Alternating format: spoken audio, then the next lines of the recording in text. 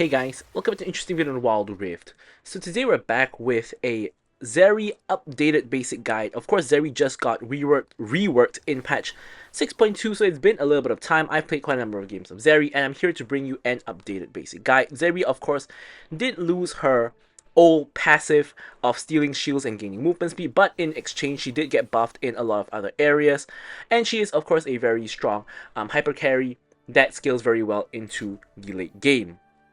So I'm gonna be going through all of her, going through and re-going through, I guess, a lot of her skills and abilities. Because of course, most things have remained the same. Only a couple of things have actually changed. So we're gonna hop into the practice tool as usual, and over here is where we're gonna take a look at her skills. So of course, first things first, we're gonna put ourselves to max level, disable the enemy bot, and start getting into the explanation right away. So it's oops, as I accidentally cleansed there. So it's pretty simple. Her auto attacks are very unique. So basically, she is, I think, the only champion in the game that you can manually target your auto attacks, right? So you can actually choose who you want to attack, like this, and each auto attack fires out 6 bullets. This is her passive. So the important part about 6 bullets is if you buy items like Black Cleaver, the 6 bullets are going to proc Black Cleaver instantly. So because it counts as 6 instances of small damage, right? So if you auto-target it by just tapping, it will auto-target to whatever your auto-target settings is, whether it's the closest enemy, the lowest health enemy, or whatever your auto-target settings are. It's going to attack based on that, right? So, for example, over here, we can put 2 dummies, and then just going ahead and pressing my auto-attack button is going to attack whoever is meant to be attacked based on your targeting priority. And then of course you can manually target it to this way, you can manually target it to somewhere else, something like that. So that is basically her passive. So her Q is basically this AoE ability like this, where you zap the ground, dealing a little bit of damage. And it is AoE, so you can hit multiple enemies at the same time, like so. It's gonna slow them as well. And if you get a kill either on an enemy or a minion, you are going to get a cooldown reduction as well as a mana reduction. So I'm going to get over to the minions here to kind of show you how that works.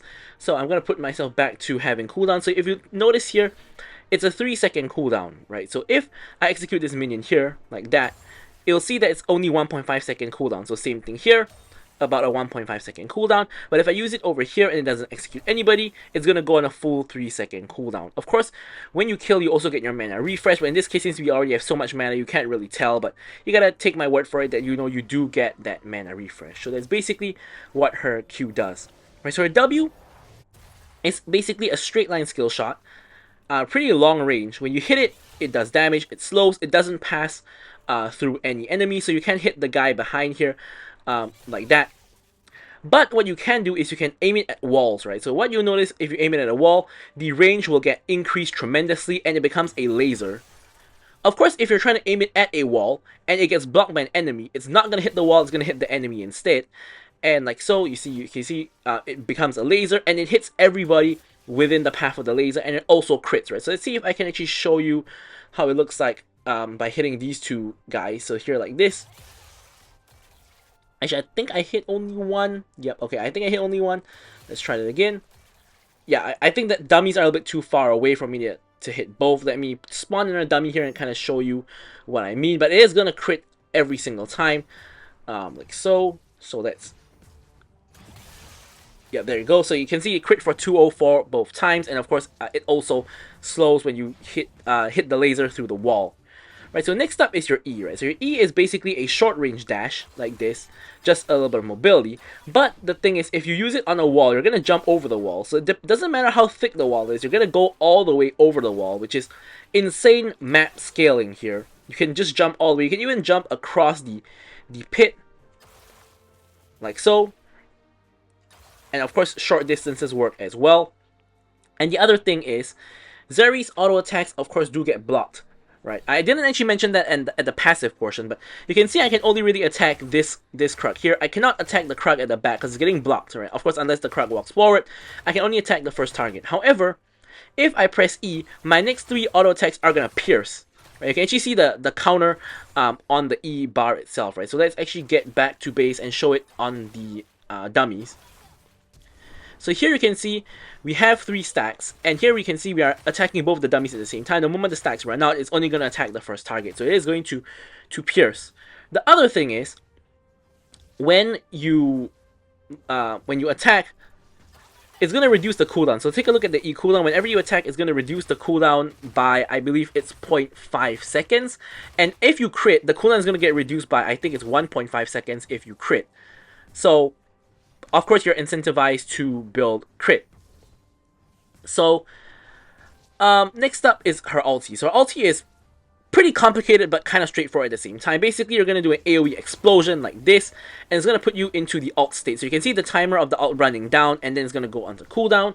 So what this does is, when you ult, you will instantly get movement speed, extra movement speed, and extra attack speed. Of course, it may not be very noticeable here, but you will get that, right? So also, you can see your 6 shots becomes a triple shot instead, and it's going to have the static shift kind of effect where it's going to AoE bounce around enemies like this.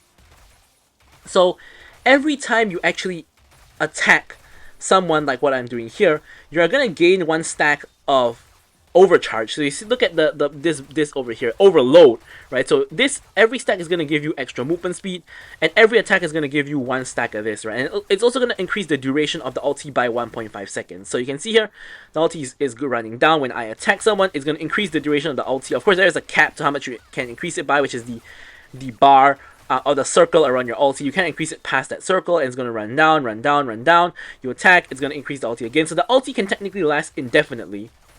Although the overstack charges will fall off, right? So the overload charges do not stack indefinitely. You can see that there's 13, 14 stacks there. And if I let it fall off, it's just going to fall off, and you have to restack it all the way again, right? So this incentivizes you to basically just keep on attacking. And if you crit, you're going to get 2 stacks instead of 1. So maybe let me get over here and buy myself some crit. And that will also allow me to demonstrate the cooldown reduction on the E.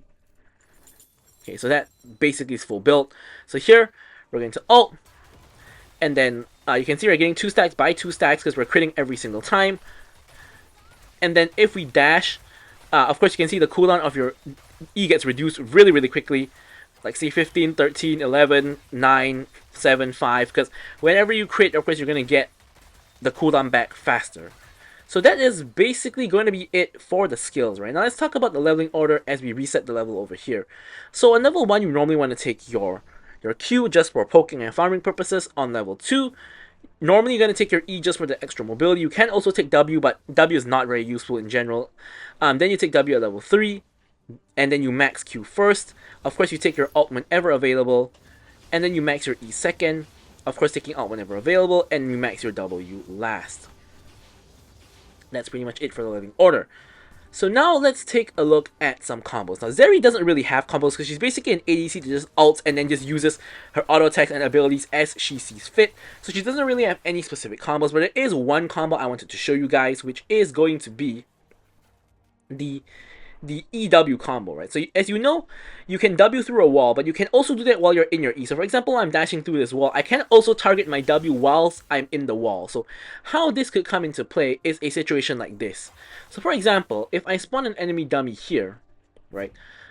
And let's say I'm here, right? I want to dash onto that guy and start killing him, right? So what I can do is I do this, and then I launch my W while I'm in the wall, which saves me time of launching my W when I actually land. And also, if I launch my W when I land, it's going to be the non-laser version, whereas if I use it on the wall, it's going to be the laser, which does more damage, and then I can just go all in on him or whatever else I want to do, right? So that's basically the only main combo that I want to talk about. Now, something to note is flash combos don't work. So for example, my W doesn't hit the guy here. If I W flash, W does not increase range. Neither does Q. So if I do Q flash, it doesn't increase the range, right? So it doesn't work. The flash combos don't work. Now, when it comes to ult flash, it also doesn't work. So basically, Zeri's abilities can't be comboed with flash, or can they? Wait a minute. I think that ult actually worked, but I believe it shouldn't. Let's try it again. So alt flash. Oh, it actually works. So alt flash actually works, which I didn't even know myself, but that's mainly because I never alt flash. If I really wanted to dash in and ult, I would dash in and ult, right? I wouldn't flash in and ult, but alt flash works. So I guess it's another combo which I personally never ever use, but you know, if you guys want to, of course it is there. So next, let's move on to the tips and tricks. So the first kind of trick I have is basically to do with, let me remove enemy dummies first because the minions are getting stuck here. It's basically to do with the last hitting and the enemy dummies, right? So as we know, you get the cooldown refund and the mana refund. So but basically what you want to do is, if possible, you want to hit the minion and the champion at the same time. Basically get the cooldown refund and the mana refund while you're poking the enemy at the same time. Now of course, for you to do this, the enemy has to stand inside of their minion wave, which not many enemies are going to do. But if they do, you can punish them like this, right? By getting your Q and like just using it to last hit minions at the same time, damaging them, thereby refunding the mana completely and having the cooldown of your Q.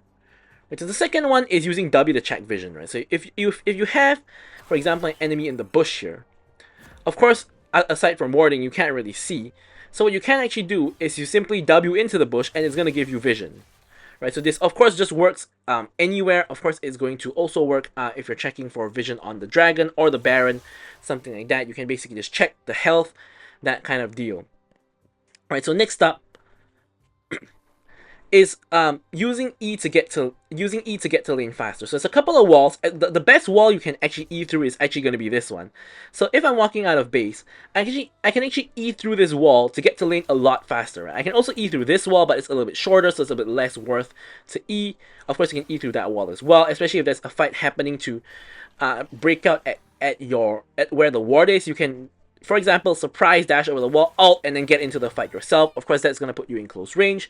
But of course, you also have to take note, even at max rank here, you can see that my equal is 15 seconds. Now, that's really, really long, and at base rank, it's 20 plus seconds, right? So, if you want to use your E to get to lane faster, you have to make sure you don't need your E in lane. Like, for example, if you're playing against a very dangerous lane, let's say you're playing against a Leona Draven, you don't really want to be Eing through the wall and then getting to lane without your E, and then you're going to get CC'd and maybe die, something like that. So, you don't want to use that.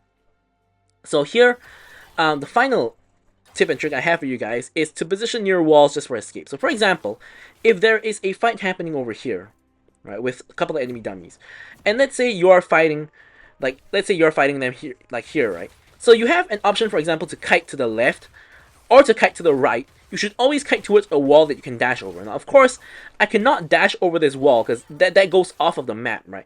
But I can dash over this wall. So plenty of times I take a trade or I take a fight, I realize I'm not going to win the fight and I need to run. I can just dash over the wall to escape, right? Some walls like these are so thick that the enemy can't even flash over, right? So, for example, if I dash from here to here, and the enemy is over there, they can't flash over this wall because it's too fat, right? They can only go like something like that, right? But they can't go like as much distance as you like this. So at the minimum, if you do the dash here and you escape, they're gonna take 1 second to walk down here and then flash over like this, right? Which is gonna give you time to escape. And this has saved me many times. So you can even do this, for example, when you're doing the Baron, you can kite over towards the buff here, and you can actually maximize your dash distance by dashing something like this, which is going to put you all the way to the other side here and give you a clean escape. Now, of course, this requires a bit of practice to know where to position and how to aim the E. If you fail, you're going to end up in the blue buff pit, which is still an escape, but it's easy to like flash over and chase you. Whereas if you do the long dash like through the wall here, it's really difficult to actually chase you down. And you of course can do the same thing at the dragon pit as well. So if you're red side and you want to kite towards this direction, you can also just dash through this wall like this and then escape if need be. But with all that said, that's going to be it for the Zeri updated basic guide. Stay tuned for the updated complete guide coming out in 2 days time. Thank you guys so much for watching the video, and goodbye.